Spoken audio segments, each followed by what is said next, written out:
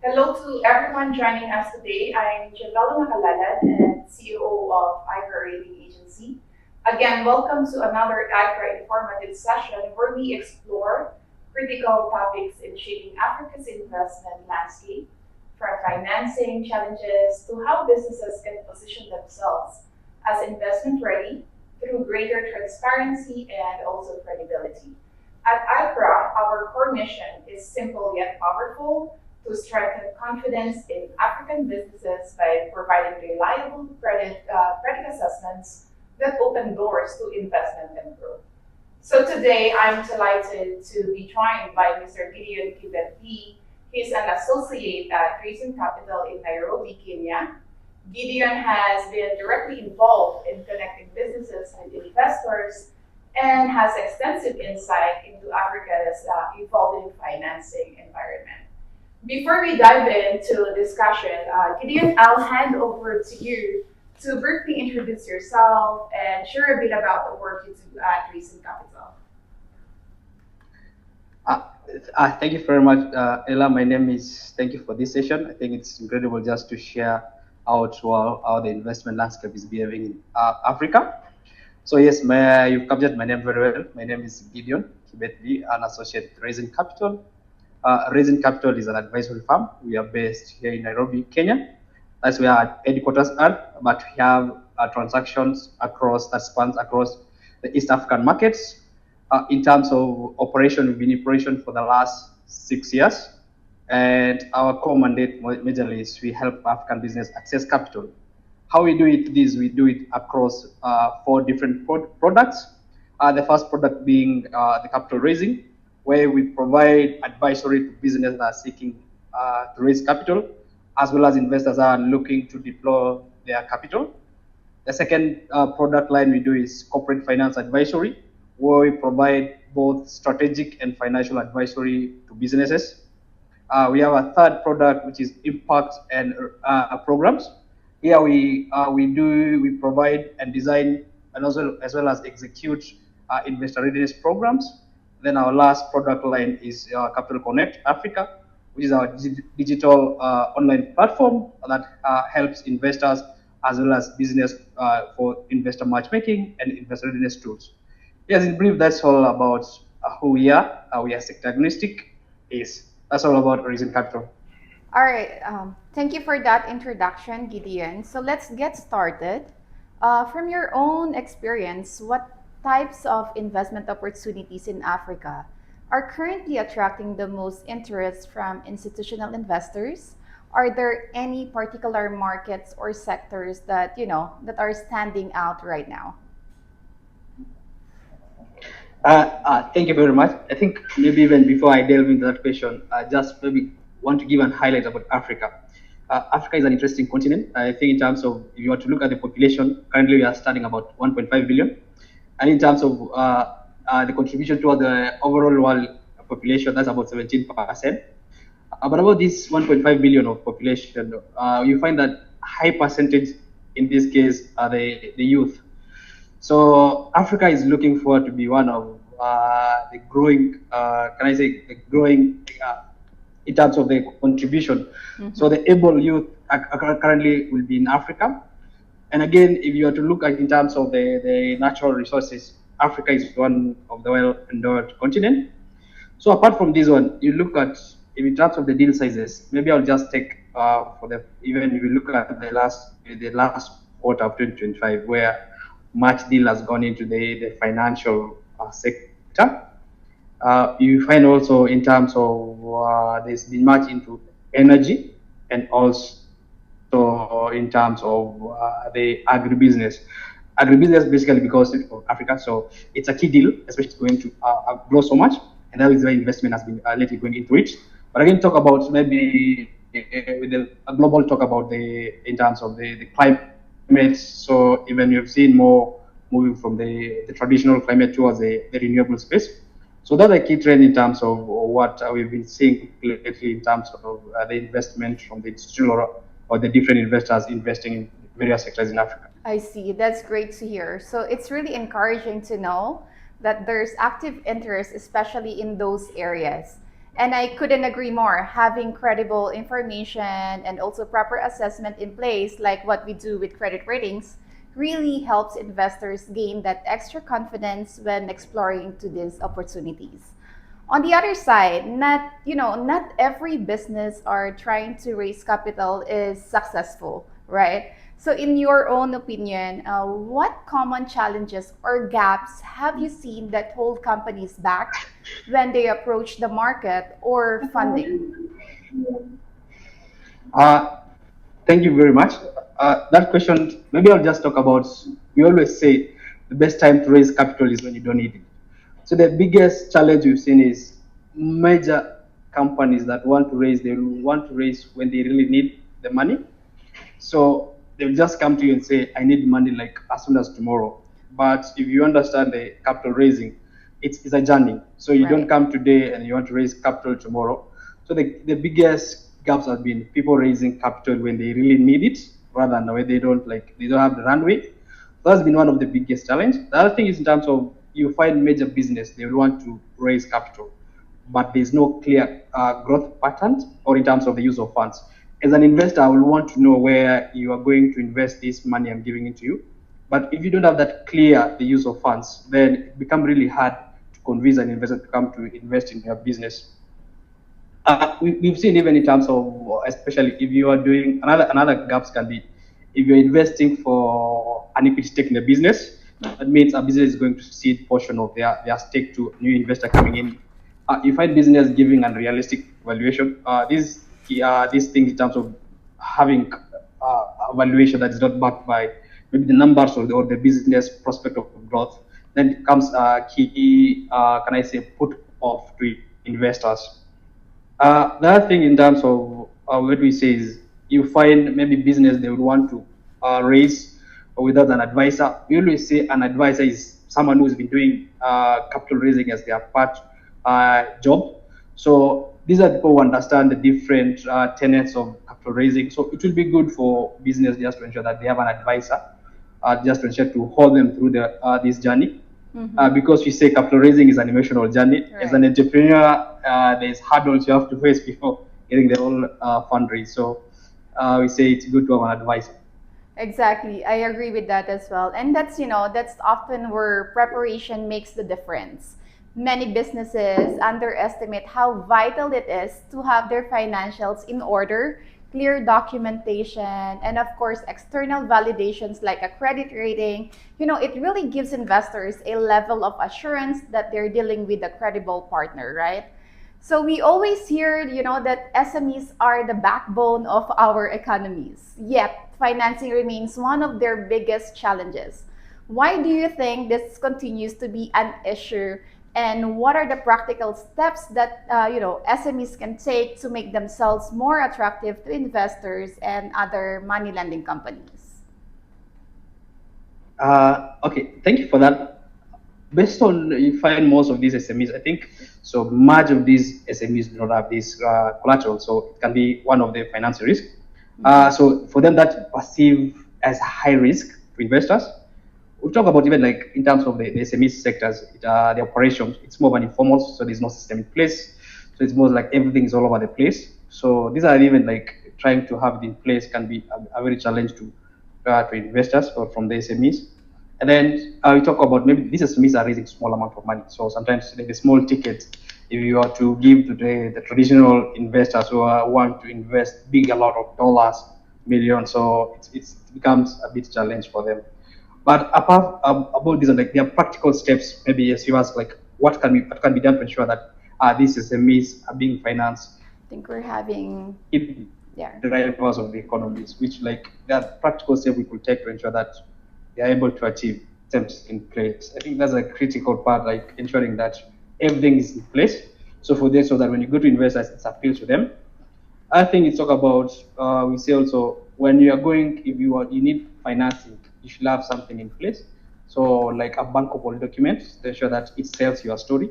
So having in place more of this documentation ensures that we are able to sell the story and shows that your attraction of the business. You've talked about even like having like an external accreditation. You talk about the rating. So I think for a business, having someone who have just gone through your business, have given an external or third-party opinion about how your business operates, it usually gives comforts to different types of investments. So I think even having like external ratings just to come in, just like a rating, to ensure that they're able to dig deep into their business and give their unsolicited opinion. We talk also in terms of when even it comes to raising, we say it's good to just seek the services of a technical advisor or an advisor to ensure that because they have much depth knowledge about it. So those are just critical steps we should try to put in place. But the biggest one is just having your house in order. So really like having the systems in place. Then now have the different avenues to ensure like, that you're able to fundraise. So that's a bit high level of how the steps that business should take to ensure that they're able to get the right financing. Absolutely. I couldn't agree more to that. Basically, SMEs have so much potential, but without proper preparation, be it understanding their financial standing or improving governance or even seeking a formal credit rating, it becomes harder to unlock funding. At ICRA, we've seen, how even SMEs can boost their profile through these small yet powerful steps as well. But looking across different industries like manufacturing, agriculture, or financial services, which sectors tend to have easier access to financing and why? Are there any other sectors today that investors are becoming more increasingly interested in? Yes, in terms of, I think the biggest, can I say, attracting the investors is first having, like, is it your business model? Is it scalable? Is it something that can grow? Do you have in terms of, let's say, do you have the models? Do you have the market traction? So those are some of the key metrics that maybe investors want to ensure that is your business like known outside there, so that we don't have to start from scratch. That is depending on the different types of investors. Like if it's from the P's going up, the P's, the institutional investors who want to see the traction in the market. Those are the key metrics that they would want to ensure that the business has traction. There's the customers, there's the market. But some, like when it comes to VCs, they want like, if you have this idea, is it something that if we're going to scale, it's something Right. that can be scaled to a massive output. But taking that consideration, we talk about like we see the financial space where we go through the different regulatory approvals. So for sure, like when we know the different regulators, the key sectors, like how they look in terms of if the business has been regulated, so they want to see like do you have the license in place so that especially if the investors are coming from outside, they would assume like they're coming into a new country to ensure like anything we are doing is it ethically. For instance, if you look at the manufacturing where we source the raw material, we want to know like where we are sourcing this raw material. Are they like ethically standards when you get to agribusiness, especially the value chains. So they want to see like the produce they're getting from the farmers. Are we paying these farmers to the industry standard, or we just underpaying them and then getting profits from those ways? So those are the key areas they are looking for, especially when it comes to manufacturing and also in terms of the agricultural space, especially from the value chains perspective. And it's really interesting how sector trends are evolving right now. So what we've observed as well is that regardless of the sector or businesses that come prepared with clear financial records and a reliable credit assessment and structured governance, it always stand out in the eyes of the investors, right?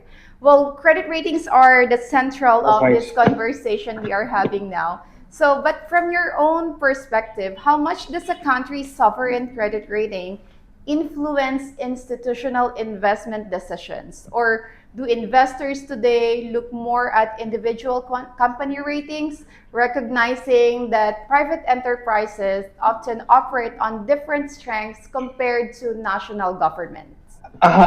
For me, I believe they play in tandem. For instance, if you were to look at the sovereign rating, it gives us a comfort about the operating regulatory frameworks, even since the enterprises are operating within a given sovereign nation. So it's more, it gives them more credibility first in terms of just understanding the whole a country. So it's a form of pre-due diligence first, like even before doing an investing, you just want to understand the rating perspective coming from an independent opinion or rating agency.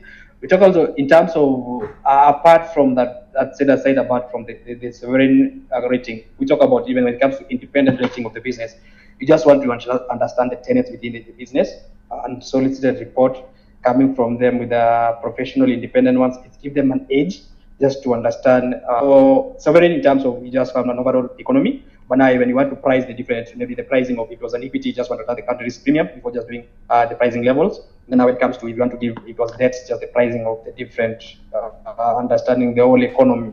That's from the nation. Then comes how the business are operating. So both of them play in tandem. I'll say just for sovereign, just understanding the overall economy where the business is doing, and then now going to the different enterprises.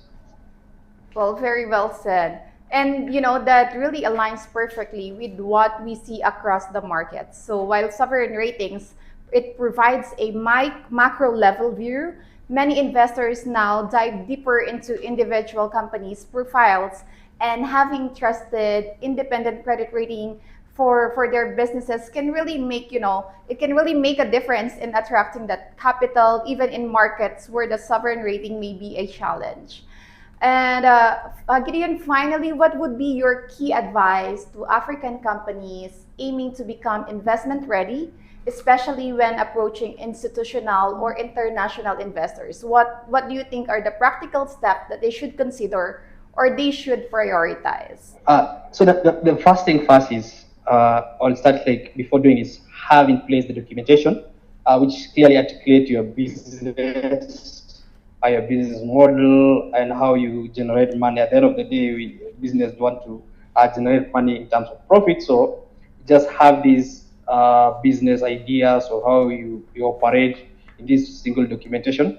Another step for us will say is start early.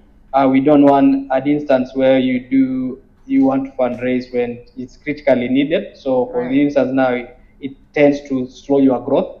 So we always advise that you start early when you don't need it, so that when the journey goes along, when the money is going to hit your bank, that's when the business needs it. So we'll deploy it directly. We also in terms of just for the comfort, for instance, for the comfort, if you seek service, we talk about rating agency. It's good just to have your business have something from an independent opinion just to assess your business. So it's good just to seek their services. We also say like when you want to do the whole process, seek the service of an advisor.